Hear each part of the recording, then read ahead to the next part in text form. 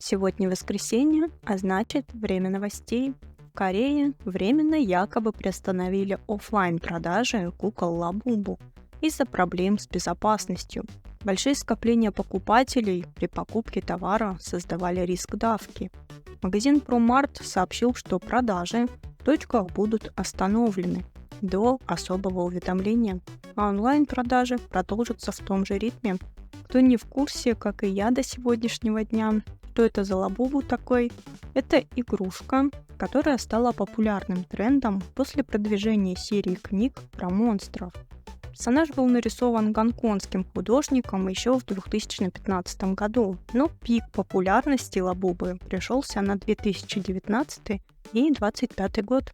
А теперь сменим тему и поговорим о Ча Ыну из Астра, или актера, известного по дорамме «Истинная красота». Во время пробежки в Париже Ча Ыну уронил AirPods на дорогу, и их тут же переехала машина.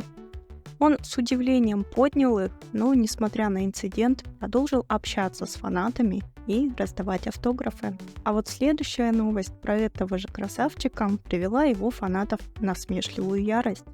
Дело в том, что на показе моды в Париже его одежду поправляла стилистка, и видео с прикосновениями к звезде стали вирусными.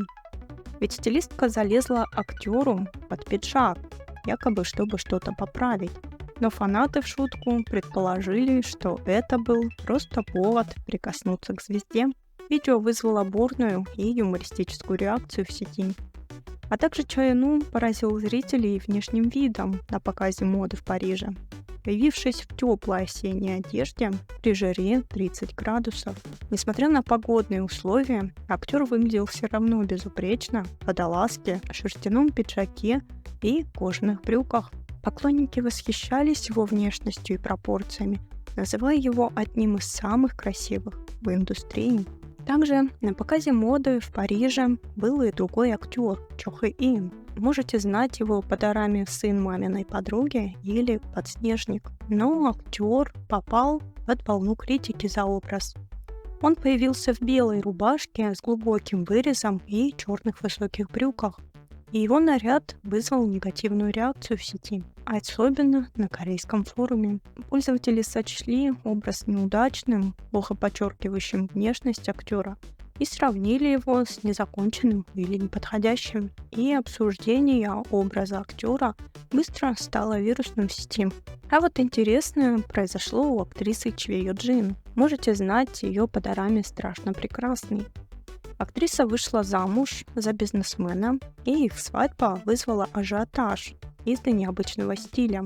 Вместо классического наряда актриса выбрала короткое платье без бретелей и высокие кеды, а жених – пиджак с широкими шортами и кеды с принтом. Пара удивила публику смелым и нестандартным образом, который хорошо вписался в их выездную церемонию на берегу реки. Также радостной новостью порадовали актеры Ли Чан У и Чо Хе Вон. Ли Чан У можете знать по дораме «Священный айдол» или «Изящная семья», а Чо Хе Вон, честно говоря, мне как-то не особо запомнилась, хотя она сыграла главные роли в дораме «Между дружбой и любовью» и «Любовный влог». В общем, актеры объявили о свадьбе после 7 лет отношений. 21 июня агентство Ли Чан У подтвердило, что церемония состоится 23 ноября. Пара познакомилась на съемках дорамы «Мой прекрасный союзник» из 106 серий и официально подтвердила отношения в 2023 году. Ранее, в этом же году, Ли намекал на предстоящую свадьбу в одном из телешоу, говоря, что они с возлюбленной обсуждали свадьбу. И пока одни женятся, других критикуют за поцелуи. В сети распространилось вирусное видео с поцелуем Пак Со Джуна и Ким Да Ми, что вызвало волну негодования. Думаю, актеров все знают, ведь они снимались вместе в дораме «Итвон Класс». В общем, не разобравшись в ситуации, зрители начали активно критиковать данную парочку под завирусившимся видео.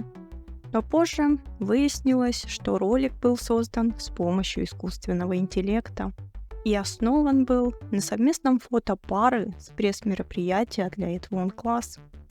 Видео выглядело настолько реалистично, что многие приняли его за настоящее. Данный инцидент вновь поднял тревогу по поводу опасного использования дипфейков и генеративных ИИ-технологий. Не обошлось без критики и в адрес актера Ли Мин Хо. Думаю, этого актера все знают, и с ним, кстати, скоро выйдет фильм «Всеведущий читатель». Но вернемся к новости. Ли Мин Хо показал в соцсетях комнату, полную дорогих подарков от фанатов к его 38-летию, за что и получил критику. Пользователи посчитали, что актеру с его доходами неуместно принимать такие подношения, и тем более хвастаться ими. Многие отметили, что другие знаменитости, такие как Пак Богум или G-Dragon, уже давно отказались от подарков, ссылаясь на экологию и уважение к поклонникам. Однако часть фанатов Ли Мин Хо защитила его, назвав это традицией и выражением любви со стороны фанатов. А вот актер Пён Усок, думаю, большинство его знают по дорамме «Хватай, Сонджи и беги», 22 июня опубликовал фото в образе амбассадора Прада, где надел коричневый костюм и крупную серьгу в виде баскетбольного мяча. Несмотря на необычность аксессуара, он получил множество положительных откликов как от поклонников, так и от пользователей сети. Поклонники отметили, что актеру идет даже такое смелое украшение. И пока одну звезду хвалят, другая попала под критику. Певица, модель и актриса Ли Хюри, можете знать ее по дораме «Ответ 1997», подверглась резкой критике после того, как в интернете всплыли ее высказывания от 22 года о нежелании прибегать к ЭКО. Тогда она сказала, что предпочла бы завести ребенка естественным путем и не хочет полагаться на медицинские методы. Многие сочли ее слова оскорбительными для женщин, проходящих через болезненные процедуры ЭКО. Однако часть пользователей встала на ее защиту, отметив, что она лишь выразила личное мнение, не осуждая чужой выбор. Мне, честно говоря, тоже непонятна критика в адрес актрисы. Она ведь просто поделилась своим мнением, никого не принуждала к отказу от ЭКО. Это действительно непростая процедура, и не все готовы идти на такие жертвы. А некоторые, возможно, по состоянию здоровья не могут пройти данную процедуру. Но все же сменим тему и вернемся к затянувшемуся скандалу с актером Ким Су Хёном. По заявлениям СМИ, бывший менеджер покойный Ким Сы Рон якобы подал в полицию жалобу на ютубера Kwon Yon Chana за клевету и оскорбление. Он обвинял менеджера в хищении денег за лечение и со связью с агентством Ким Су Хёна. Но менеджер назвал это ложью и потребовал доказательств. Менеджер подчеркнул, что не имел связи с агентством Ким Су Хёна и не совершал никаких махинаций. Бывшее агентство Ким Сы Рон и больница также опровергли эти обвинения. Менеджер пообещал довести дело до конца. Честно говоря, я сама уже запуталась, кто на кого и за что подает жалобы. Насколько я помню, этот Квон попадался на фото вместе с Гара Сэра и адвокатом от семьи, когда этот скандал только начинался. Потом, после всяких опубликованных фото от Гара Сэра, помните, в красной куртке у двери? Так вот, на этих фото, по расследованиям фанатов, был якобы менеджер актрисы. И когда против семьи и Гара Сэра были поданы иски, то Квон заявил, что уже не с Гара Сэра и что зря поверил информации, что она якобы действительно ложная. Получается, Квон теперь взялся за этого менеджера актрисы. В общем, я запуталась. Кто в курсе, что там вообще происходит и кто прям тщательно следит за ситуацией, можете написать в комментариях. Думаю, и другим будет интересно. Ну и следующая новость, тоже из этой серии. Еще один журналист, Кан Кён Юн, публиковал переписку между покойной Ким Сы Рон и ее бывшим менеджером. Вскоре после того, как менеджер подал в суд на ютубера Kwon Yon Chana за клевету и домогательство. И в сообщениях показали, что у пары были близкие доверительные отношения. Менеджер якобы поддерживал актрису после попытки самоубийства, помогал с больницей, оплатой счетов и даже конфликтами с ее матерью, которая вела инстаграм Ким Сы Рон. Переписка быстро стала вирусной, собрав более 110 тысяч просмотров. И снова мне ничего не понятно. Какой-то журналист откуда-то взял личную переписку. Как это вообще возможно и насколько законно? Кто в курсе, буду рада, если поделитесь в комментариях.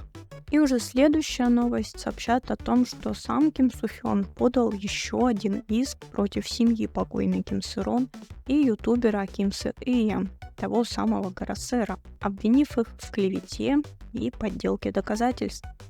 Ранее на пресс-конференции Ким Сы И предоставил фальсифицированную аудиозапись, якобы доказывающую отношения актера с Ким Сы Рон со школьных лет, и утверждал, что Ким Су Хён пытался якобы выкупить этот файл с информацией за 4 миллиарда вон. Актер отверг все эти обвинения, назвав их абсурдными, и уже ранее подавал иски на общую сумму 12 миллиардов вон. Понятно, что все эти дела с судами очень волокитная и затяжная процедура, и много еще предстоит понервничать как актеру, так и его агентству, и даже близким, родным или всем переживающим за актера. Но судя по следующей новости, суд в Корее все же работает. 26 июня агентство актрисы Син Си Гён, можете знать ее по дорамме «Продолжение», сообщило, что прокуратура потребовала 2 года тюрьмы для анонимного интернет-пользователя, который в течение долгого времени кибербулил актрису и ее окружение. Подозреваемый уже арестован и ждет суда, признав свою вину. Агентство подчеркнуло, что будет и дальше жестко реагировать на подобные случаи, опираясь на собранные доказательства и поддержку фанатов. Случай стал редким примером, когда кибербуллинг в индустрии развлечений привел к аресту и возможному тюремному сроку. Теперь перейдем к интервью звезд. Актриса Пак Ха Сон, последняя из дорам «История Чон Хва», и, кстати, рекомендую к просмотру, мне дорама очень понравилась. В общем, актриса в одном из шоу рассказала, что в школьные годы подверглась травле и приходилось маскироваться по пути в школу из-за страха перед старшеклассниками. Несмотря на то, что издевательства прекратились, болезненные воспоминания у нее остались. И, как вы уже, наверное, догадались, интервью у актрисы брали не просто так, а потому что скоро и ожидается новинка «Женщина в кризисе». Также лично для меня известная актриса по дораме «Хранители» или «Милый дом», актриса Ли Си Йон рассказала, что из-за экстремальных тренировок после развода у нее поднялся уровень тестостерона, что привело к гормональному сбою и остановке цикла. Ее тело перестало распознавать себя как женское, и в течение года она проходила лечение в больнице.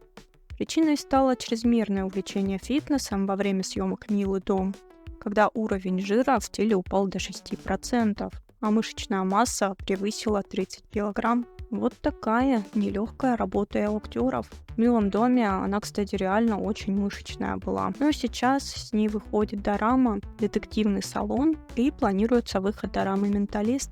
Ну а кто смотрит «Детективный салон», напишите в комментариях, как вам дорама. Юн Си Юну тоже понадобилось сбросить вес. Актер рассказал, что за один день сбросил 5 килограмм ради роли в «Такси Делюкс 3», придерживаясь экстремальной диеты без воды. Актер ел только сушеный тофу и спаржу, усилил тренировки, парился в сауне при 45 градусах и замачивался в горячей воде, чтобы избавиться от остатков жидкости. В итоге его вес снизился с 67,4 до 62,3 кг, а процент жира с 6,7% до 3,6%. Несмотря на риски, его преданность роли вызвала восхищение в сети. А вот актер Ом Тэ Ун, последняя из работ — это фильм «Экскаватор». Кто смотрел, делитесь впечатлениями. Так вот, у актера карьера прервалась в 2016 году из-за обвинений в проституции. Но в скором времени он вернется на экран с ролью в дораме «Я убью тебя», премьера которой ожидается 9 июля. И хотя обвинения в сексуальном насилии были признаны ложными, актер все же был оштрафован за покупку сексуальных услуг. А женщина, обвинившая его в сексуальном насилии, была приговорена к 2 годам и 6 месяцам тюремного заключения за ложное обвинение. После многолетнего отсутствия в киноиндустрии его возвращение поддержала жена, выразив благодарность и эмоционально отметив совпадение премьеры дорамы с днем рождения своей покойной матери. В мире кино тем временем быстро привлек внимание зрителей новый анимационный фильм «Охотники на демонов» от Sony, который вышел на Netflix. История рассказывает о кей-поп-группе, которая днем звезды, а ночью охотницы на демонов. Зрители отметили оригинальный сюжет, стиль, экшен и музыку, хотя финал многим показался слишком резким. Фильм получил высокие оценки и стал легким и ярким развлечением, особенно для фанатов анимации и кей-поп. Кто смотрел, пишите в комментариях, как вам мульт. Я не смотрела, но думаю, глянуть стоит, ведь отзывы у фильма хорошие. А вот одного из главных персонажей у этой работы озвучивал актер Ан Хё Соп. Можете его знать по дораме «Деловое предложение». И новость заключается в том, что в интервью для Netflix актер признался, что считает реплики из дорамы «Деловое предложение» слишком слащавыми и банальными. Он отметил, что ни в одном другом проекте у него не было таких корявых фраз. Поклонники с юмором восприняли его откровенность и продолжили поддерживать как саму дораму, так и его роль. Также в мире кино новая дорама «Вверх тормашками», которая стартовала 23 июня, получила высокие рейтинги – 4,3% по всей стране, став самой просматриваемой в своем временном слоте. В первом эпизоде школьница втайне живет как шаманка и сталкивается с предзнаменовением смерти, связанным с новым учеником. Серия завершилась напряженной сценой, сводным духом и драматичным клиффхенгером. Изначально я не хотела начинать смотреть эту дораму, потому что по названию думала, что это ремейк китайской дорамы «Вверх тормашками». Но теперь, думаю, нужно посмотреть. А кто начал смотреть, пишите в комментариях, как вам дорама и стоит ли начинать смотреть. В Китае тем временем китайская киноиндустрия оказалась в центре внимания. После того, как на Шанхайском кинофестивале ведущие продюсеры предложили сократить бюджеты фильмов и гонорары звезд, представители крупных компаний заявили, что доходы падают, а расходы, особенно на актеров, продолжают расти. По их мнению, высокие гонорары и завышенные требования режиссеров угрожают устойчивости отрасли. Если меры будут приняты, первыми пострадают топ-звезды и крупнобюджетные проекты. Зато это якобы может открыть двери для молодых актеров и фильмов с упором на сюжет, а не на спецэффекты. На форуме «От локального к глобальному» в рамках 30-го Шанхайского телевизионного фестиваля обсудили рост международной популярности китайских дорам и актеров. Представитель Мета в Китае отметила, что звезда Эстер Ю набрала более 4,2 миллионов подписчиков в Instagram, особенно в Юго-Восточной Азии, Бразилии и США.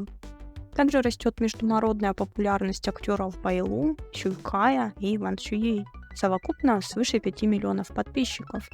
И по словам председателя Московского международного рынка контента, 10 китайских дорам получили высокие рейтинги в России от 7,4 до 8,8%.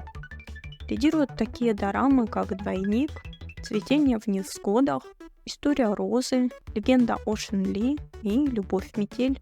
Таким образом, китайские дорамы и актеры вышли за рамки внутреннего рынка, став популярными у зрителей по всему миру.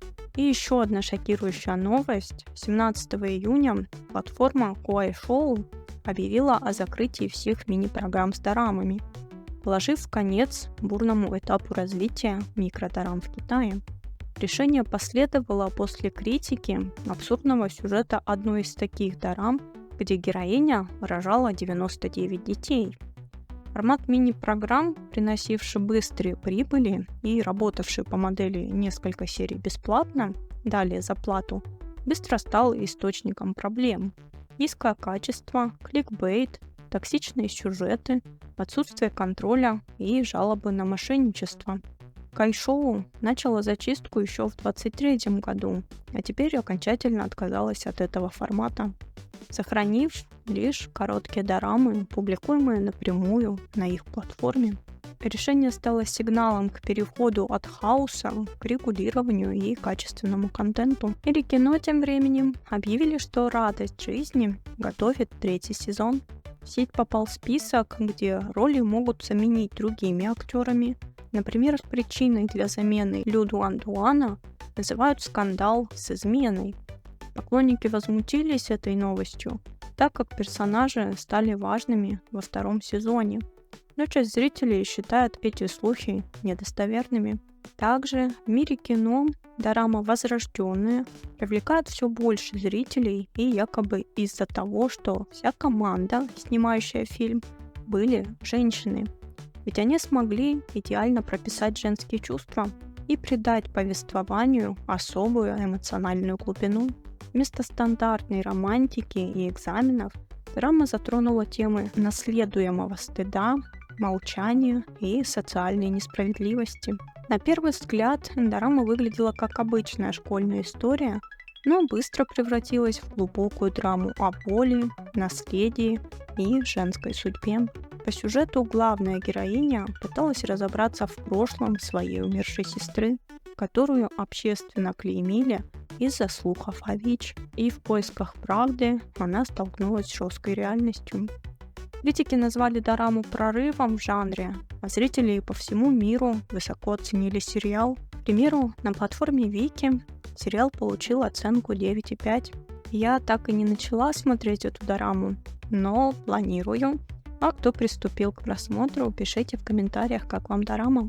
26 июня платформа Юки выпустила новую короткую дораму «Тайно люблю тебя», основанную на том же романе, что и популярная версия 23 года с Джао Лусы и Джинджи Юанем «Скрытая любовь». Однако это самостоятельный проект с новым актерским составом и более сжатой эмоциональной подачей. Дорама состоит из 24 серий и предлагает зрителям короткий, но насыщенный романтический формат. Конечно же, мнение пользователей сети разделилось. Некоторые посчитали, что не нужно было снимать ремейк, так как, по их мнению, лучше «Скрытой любви» уже ничего не получится. Другие же посчитали, что в этом нет ничего плохого, и можно снова окунуться в любимый сюжет, но с другими актерами, которых можно будет сравнивать с игрой актеров из оригинала.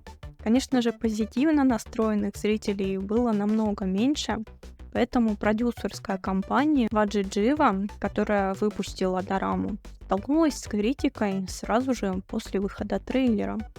Фанаты дорамы «Скрытая любовь» встретили проект с негативом и сочли новую версию дешевой подделкой.